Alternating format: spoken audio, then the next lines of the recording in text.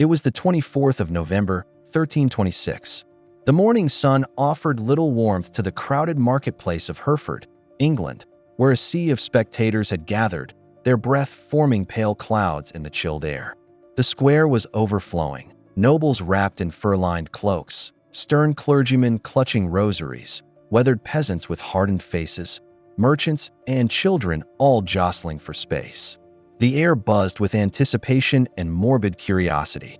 Everyone had come to witness an execution, not of a common thief or a rebellious knight, but of a man who had once ruled England from behind the throne. A wooden platform rose above the crowd, its crude timbers soaked with damp and dread. Guards hauled forth a figure in chains, a man no older than 40, yet whose sunken cheeks and frail body betrayed suffering beyond his years. His clothes hung in tatters, a ghostly reminder of the wealth and grandeur he once commanded. His face, pale and drawn from days of starvation, revealed a man who had chosen to die slowly rather than endure what awaited him. This was Hugh Despenser the Younger, the most hated man in the kingdom, and perhaps the most powerful Englishman to ever fall so far, so fast. Not long ago, Hugh had stood beside a king, Edward II of England, not as a mere advisor, but as the monarch's closest companion, perhaps even his lover. For years, Hugh had wielded power greater than that of dukes and earls, manipulating land, titles, and justice itself. But his ambition had bred enemies in every corner of the realm. And now, with his death only moments away, his mutilated body would soon become a grotesque warning to all who dared to rise too high or too fast in the perilous world of medieval politics. His downfall, like his rise, was a product of the volatile and treacherous era in which he lived, an age defined by shifting alliances, wounded pride, and the unrelenting pursuit of power. Hugh Despenser was born around the year 1286 into one of England's most prominent noble families. His father, Hugh Despenser the Elder, was a respected and loyal supporter of King Edward I, and his mother, Isabel de Beauchamp, came from the powerful and well-connected Warwick family. From the start, Hugh's path was paved with privilege. He was educated, groomed for service, and raised in the traditions of loyalty to the crown. He quickly developed a keen political mind and a ruthless determination to elevate both his own station and that of his family. He was not content with merely preserving his inheritance. He wanted to dominate, to accumulate, and to rise above all others. The opportunity to do just that would arrive with the death of Edward I in 1307 and the ascension of his son. Edward II, the new king, was nothing like his formidable father. Edward II lacked the military prowess and political discipline that had defined his predecessor. He was softer, more emotionally driven, and dangerously dependent on personal favorites, especially handsome and charming men who offered companionship and loyalty. His first and most notorious favorite was Piers Gaveston, a knight whose influence over the king triggered immediate outrage among the nobility. Gaveston flaunted his closeness to the king with arrogant flair, mocking the lords and monopolizing royal attention. His behavior provoked deep resentment, and in 1312, a coalition of enraged barons captured him and executed him without royal consent. The event sent shockwaves through the kingdom and left the king emotionally devastated that it was in the aftermath of this tragedy that Hugh Despenser saw his chance. By 1316, he had insinuated himself into the king's favor, becoming royal chamberlain, a position that granted him unparalleled access to Edward II's private world. Hugh knew precisely how to win Edward's trust, through flattery, loyalty, and an uncanny ability to read the king's moods. He also secured a powerful marriage to Eleanor de Clare, the king's niece and one of the richest heiresses in the realm. Through this union, he acquired the vast lordship of Glamorgan in Wales and with it, an unshakable foothold in the kingdom's power structure. As his personal bond with Edward deepened, so did his political reach. Hugh's rise was meteoric and ruthless. By the early 1320s, Hugh Despenser had become the most influential man in England. He manipulated royal charters and twisted laws to confiscate land from nobles he viewed as rivals. He exploited the legal system to his benefit, seizing properties, extorting wealthy widows, and coercing legal heirs to forfeit their inheritance. His methods were so aggressive that even members of his own family fell victim. He forced his sister-in-law to surrender her estates. His greed was insatiable. At the same time, he sowed distrust and division among the nobility, isolating the king from long-standing allies and consolidating his control over court affairs. His enemies grew numerous, and bitter that in 1321, the barons finally struck back. Outraged by Hugh's abuses, they compelled the king to exile him from the realm. Most men would have taken exile as a moment for reflection or repentance. Not Hugh. While abroad, he became a pirate, attacking English merchant vessels and looting them for profit. It was a brazen move that shocked even his most cynical enemies. Yet when Edward II regained control of the kingdom later that same year, he recalled Hugh from exile. The return of Despenser marked a new chapter of tyranny. From 1322 onward, Hugh and his father did not merely advise the king, they effectively ruled in his name. Over the next 4 years, the Despensers tightened their grip on the realm. They restructured royal finances, dictated policy, and oversaw judicial proceedings. The younger Hugh ensured that no one could reach the king without his approval. Chroniclers of the time remarked that he had become the King of England in all but name. But his unchecked power came with a cost. Rumors began to swirl around court.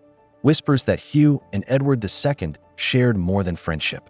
Though Hugh was married with children, chroniclers and clerics accused him of engaging in a sinful relationship with the king, branding him a sodomite, a grave accusation in medieval England where such acts were considered not only immoral but heretical. Nowhere was the anger more personal than in the heart of Queen Isabella. The daughter of the King of France and wife to Edward II, Isabella had once played the role of dutiful queen. But as Hugh's influence grew, her own position diminished. Her income was slashed. Her political voice was ignored. And worst of all, she was denied access to her children, an insult she could never forgive. Humiliated and infuriated, Isabella came to see Hugh not merely as an obstacle, but as a mortal enemy. What followed was not just rebellion, but a calculated and vengeful campaign to destroy both Hugh and the king he controlled. And so, as the crowd waited in Hereford that bleak November morning, they were not simply waiting for a man to die. They were waiting for a chapter of tyranny to end, for justice to be restored, for vengeance, both personal and political, to be fulfilled in the blood of Hugh Despenser. By 1324, the relationship between Queen Isabella of France and the royal court of England had deteriorated beyond repair, largely due to the unchecked ambition and cruelty of one man, Hugh Despenser the Younger.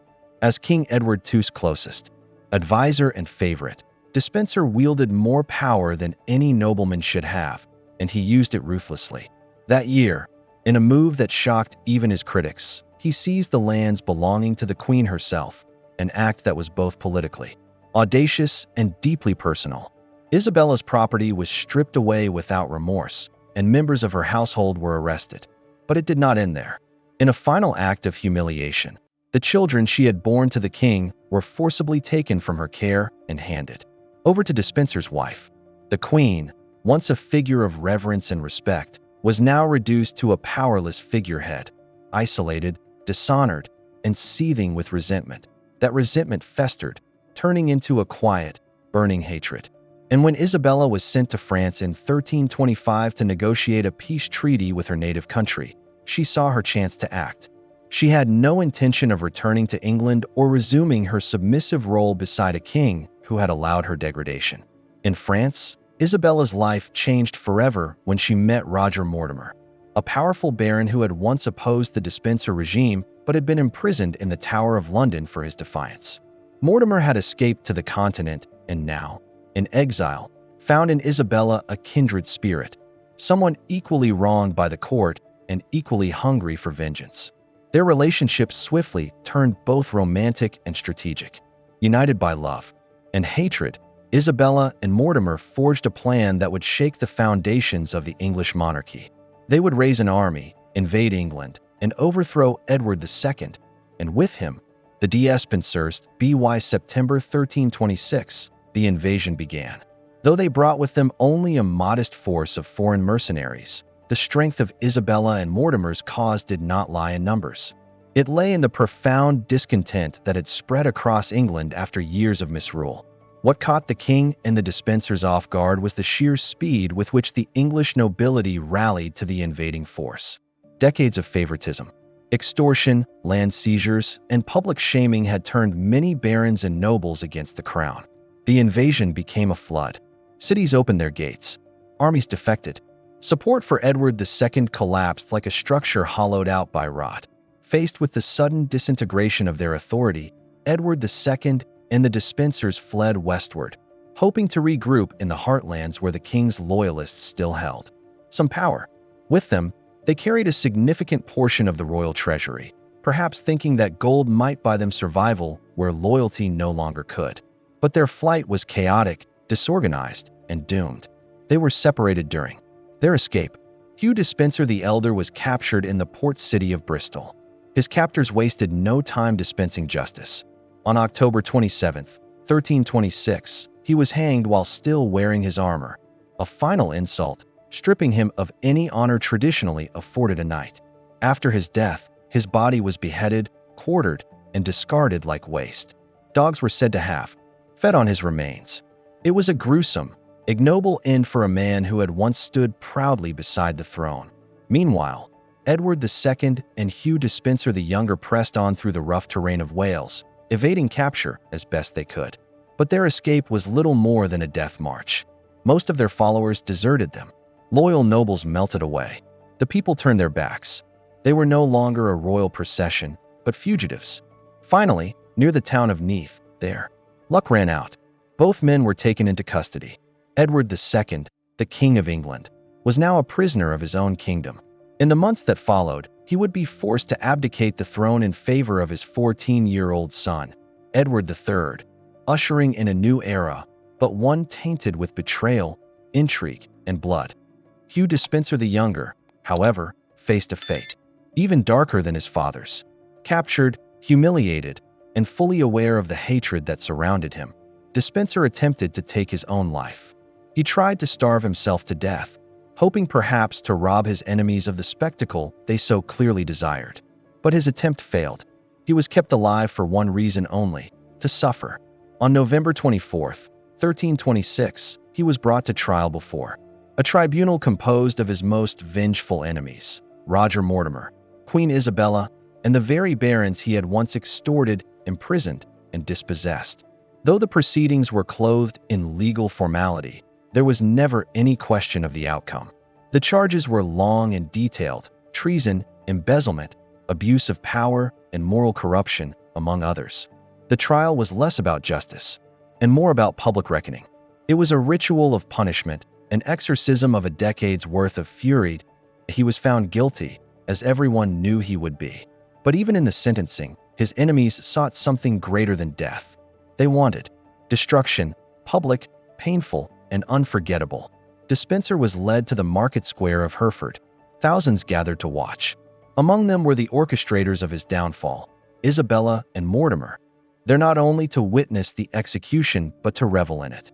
Despenser was bound to a high wooden ladder, elevated above the crowd. A man offered up as a sacrificial warning. Upon his head, the executioners placed a crown made of nettles, a cruel parody of the royal authority he had exercised beside Edward. His body was marked with biblical verses denouncing pride, arrogance, and sin. His flesh turned into a scroll of judgment. Then the real torture began. Chroniclers such as Jean Froissart recorded the horror in unflinching detail. First, Despenser's genitals were cut off and thrown into a fire, a symbolic punishment meant to shame him for alleged sodomitical practices and rumored sexual ties to the king. Even as he writhed in agony, still alive, his abdomen was opened. Inch by inch, his entrails were removed and fed to the flames before his eyes. His agony seemed endless, a punishment designed not just to kill, but to annihilate him. When at last he died, his corpse was quartered. His head was sent to London Bridge. His limbs were scattered across the kingdom. The death of Hugh Despenser the Younger was not just an execution. It was a message, a declaration that tyranny, favoritism, and cruelty would not go unpunished forever. It marked the end of Edward II's disastrous reign and the beginning of a new era, though one not free from its own betrayals and bloodshed. The fall of the Despensers was more than a political victory for Isabella and Mortimer. It was personal. It was vengeance. And, for the people of England, it was a moment of dark satisfaction, an act of justice written in fire and flesh. The execution of Hugh Despenser the Younger remains one of the most infamous spectacles of medieval England, gruesome, symbolic, and chilling in its intensity. On that cold day in 1326, the crowd gathered with breathless anticipation, their eyes fixed on the man who had once been the second most powerful figure in the realm. Despenser, clad in the ragged remains of nobility, stood before a sea of angry faces, his fate already sealed. What followed was not a simple execution. It was an act of public vengeance, a ritual of humiliation and horror meant to echo across generations.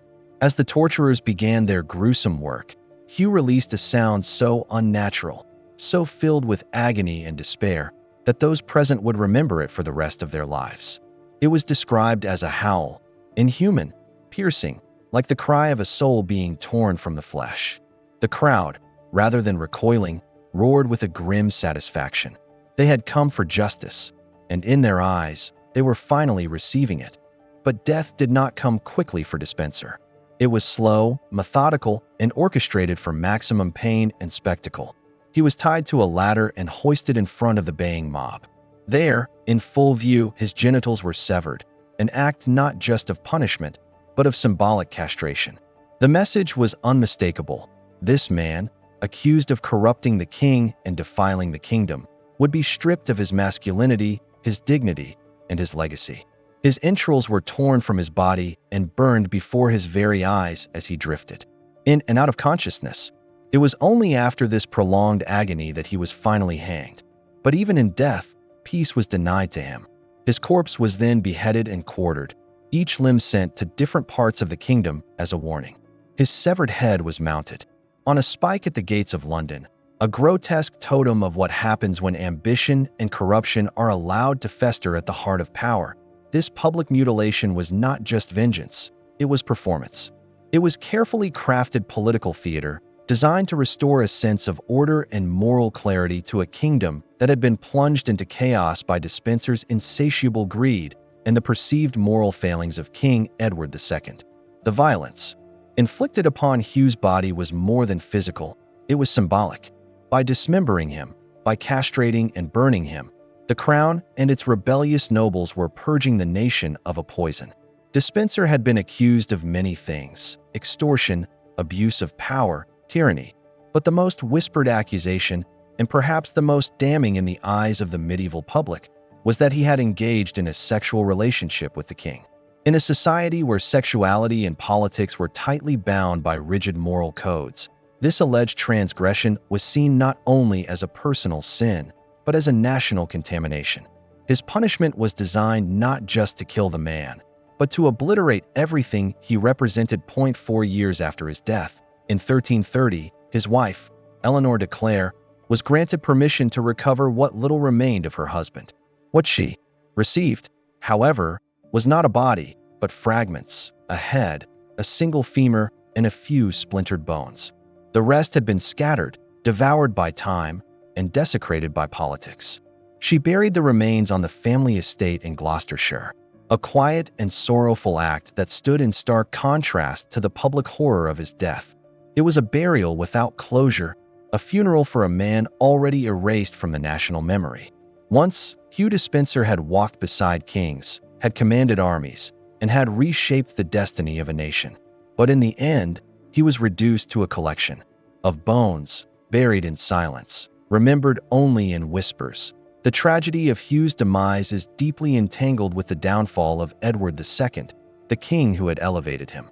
Edward, who had ruled with inconsistency and favoritism, was ultimately overthrown by his wife, Queen Isabella, and her lover, Roger Mortimer. After his deposition, Edward was imprisoned at Berkeley Castle, where he met a death shrouded in legend and cruelty. The most enduring version of his end is perhaps the most grotesque, that a red-hot poker was inserted into his rectum, burning him from the inside to avoid visible wounds. Whether this story is historically accurate or a brutal invention of his enemies, It reveals the deep revulsion and symbolic vengeance felt toward the king's supposed sexual transgressions. It was not just about murder.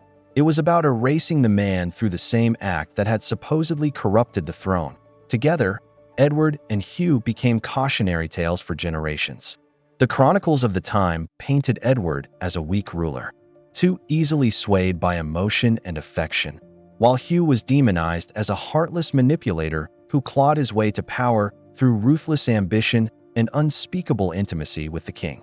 Their downfall was portrayed as inevitable, a divine punishment for allowing desire and favoritism to outweigh duty and justice.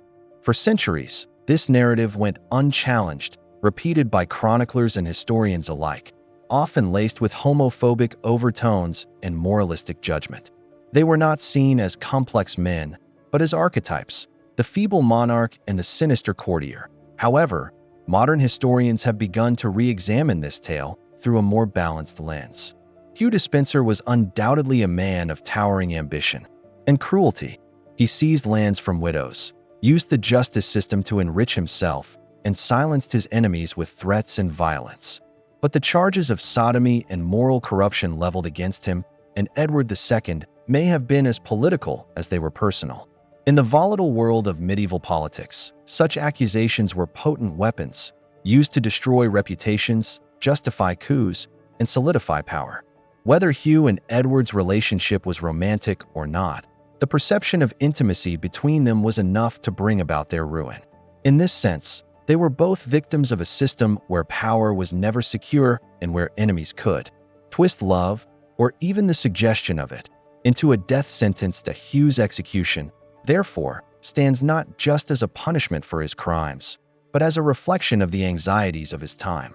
It embodied a fear of disorder, of unnatural alliances, of power concentrated in the wrong hands. The brutal mutilation of his body was a way of reasserting control, of restoring a world that had been thrown off balance by ambition and passion. It was also a deeply human story, one of desire, betrayal, loyalty, and downfall. In the dismembered remains of Hugh Despenser, we see not only the collapse of a man, but the unraveling of a kingdom. Even in death, the echoes of Hugh's life continued to stir unrest. The very forces that had destroyed him, Isabella and Mortimer, would soon be destroyed themselves. In 1330, the young Edward III, tired of being a puppet, seized power and had Roger Mortimer executed. Mortimer's death was less brutal, but no less symbolic. The wheel of fortune had turned again.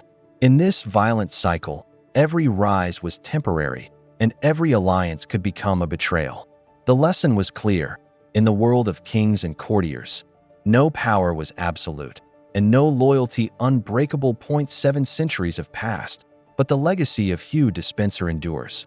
He was recently named the greatest British villain of the 14th century in a modern survey, his reputation still steeped in infamy. Plays, novels, and television dramas continue to portray him as the dark force behind a doomed king. Yet beneath the villainous image lies a more complex figure, one who rose too fast, flew too close to the sun, and fell harder than most. His life, his crimes, and his grotesque death all serve as reminders of the dangerous interplay between desire, power, and politics. Ultimately, the story of Hugh Despenser forces us to confront uncomfortable truths about the human condition. It reveals how easily morality can be weaponized, how fragile reputation truly is, and how history is often written not by the just, but by the victors. Hugh's fate is a haunting echo from the past, a brutal cautionary tale carved in flesh and fire, warning us of the cost of unchecked ambition and the perilous intimacy of power.